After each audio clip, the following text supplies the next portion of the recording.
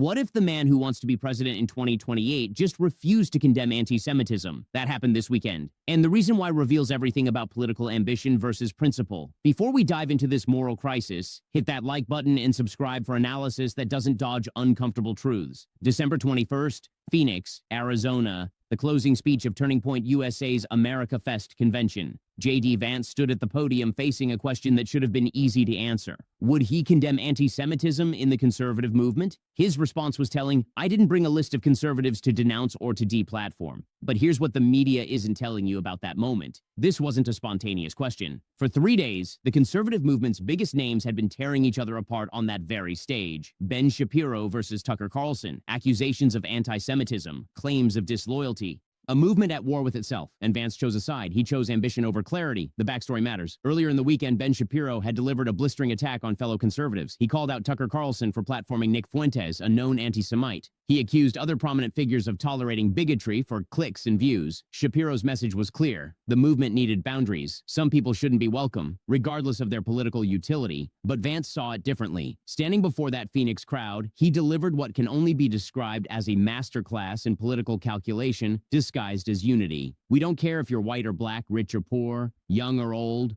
rural or urban, controversial or a little bit boring, Vance declared. Notice what he did there. Controversial became just another demographic category. Anti-Semitism got reframed as diversity of thought. This wasn't an accident, it was strategy. Vance needs those voters, the people who follow Nick Fuentes, the audience that applauds when Tucker Carlson platforms Holocaust deniers, the segment of the movement that sees Jewish Americans as suspicious outsiders. These aren't huge numbers, but in a Republican primary, every vote matters. And Vance calculated that he couldn't afford to lose them. The political math is brutal but simple. Condemning anti-Semitism might be morally right, but it's politically costly. Better to stay silent and let others draw the lines. Erica Kirk, Charlie Kirk's widow, who now runs Turning Point, had already endorsed Vance for 2028. Standing on that stage, she declared they would get J.D. Vance elected for 48 in the most resounding way possible.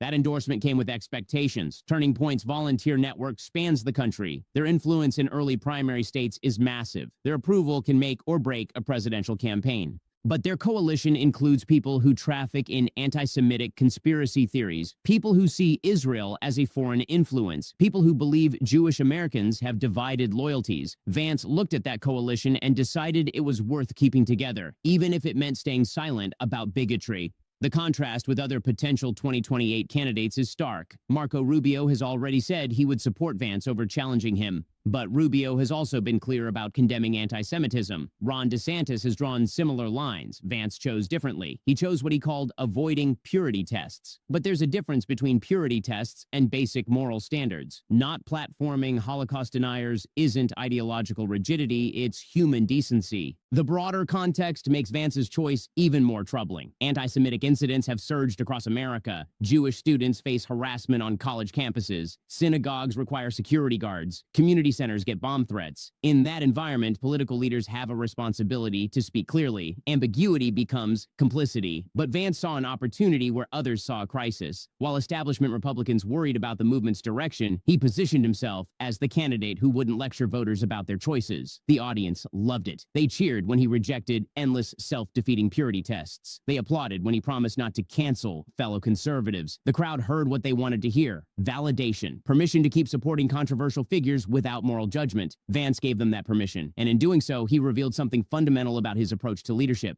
For Vance, political coalition building trumps moral leadership. Winning matters more than setting standards. Unity supersedes principles. It's a calculation that might work in Republican primaries. The base wants leaders who fight the establishment, not police the movement. They want champions who defend their choices, not judges who question them. But it's also a calculation that reveals character. When faced with a choice between moral clarity and political advantage, Vance chose politics. The timing couldn't have been worse. Charlie Kirk, the founder of Turning Point, was assassinated just months ago. His organization was grieving. His movement was looking for direction. Instead of providing moral leadership, Vance provided political accommodation. Instead of setting standards, he eliminated them. The excuse was unity. The reality was ambition.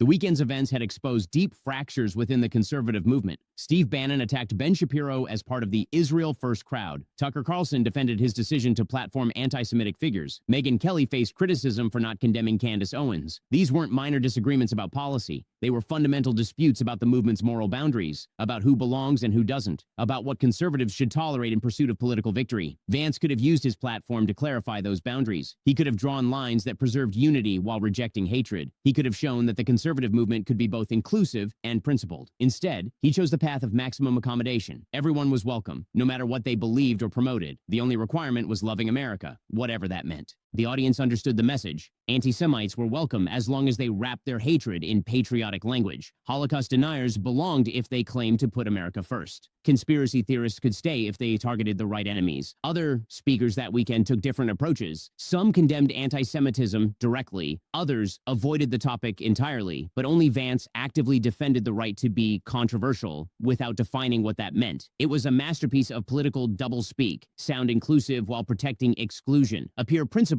while avoiding principles. The media response was predictably polarized. Conservative outlets praised Vance's unity message. Liberal publications condemned his tolerance of bigotry. Missing was serious analysis of what his choice revealed about presidential ambition, because that's what this was really about. Not unity or principles or moral leadership. Presidential ambition. Vance is the clear frontrunner for 2028. Early polling shows him dominating potential Republican primary fields. Erica Kirk's endorsement solidifies his position with influential activists. Marco Rubio's deference removes a major potential rival. But frontrunner status brings scrutiny. Every statement gets analyzed for presidential implications. Every choice reveals character and priorities. Vance's choice in Phoenix revealed both. When forced to choose between moral clarity and political advantage, he chose politics. When faced with the opportunity to provide leadership, he chose accommodation. The 2028 implications are clear. Vance has positioned himself as the candidate of the entire Trump coalition, including its most problematic elements. He won't ask uncomfortable questions. He won't demand moral accountability. He'll just win, or try to. But winning by refusing to condemn anti-Semitism isn't leadership. It's opportunism. And the conservative movement deserves better. The tragedy is that Vance didn't need to make this choice. He could have condemned anti-Semitism while still welcoming diverse viewpoints. He could have set boundaries while building coalitions. Leaders throughout American history have managed to unite movements while maintaining moral standards. They've built big tents without accommodating hatred. Vance chose differently. He chose the path of least resistance, the path that keeps everyone happy by keeping moral standards low. That might be smart politics, but it's terrible leadership. And in a country facing rising anti-Semitism, terrible leadership has real consequences. When political figures normalize bigotry, it spreads. When leaders stay silent about hatred, it grows. Vance's calculation might help him win primaries, but it will damage the movement he claims to represent, and it will harm the country he wants to lead. Sometimes purity tests aren't about purity, they're about basic human decency, and refusing to conduct them isn't unity, it's moral abdication. The conservative movement faces a choice. It can follow Vance down the path of accommodation and ambiguity, or it can demand leaders who understand the difference between inclusion and tolerance of hatred. The stakes couldn't be higher, not just for 2028, but for the future of American democracy itself. The historical parallels are troubling.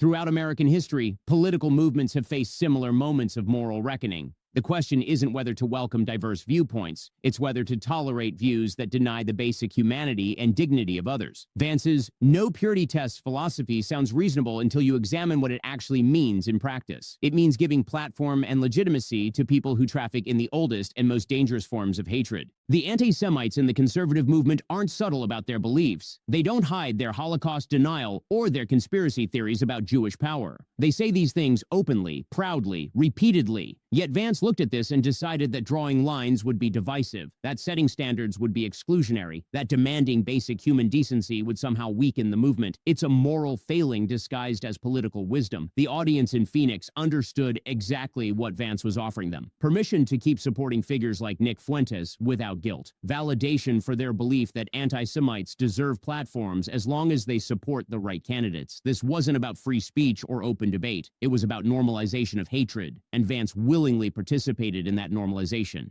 The contrast with real leadership is stark.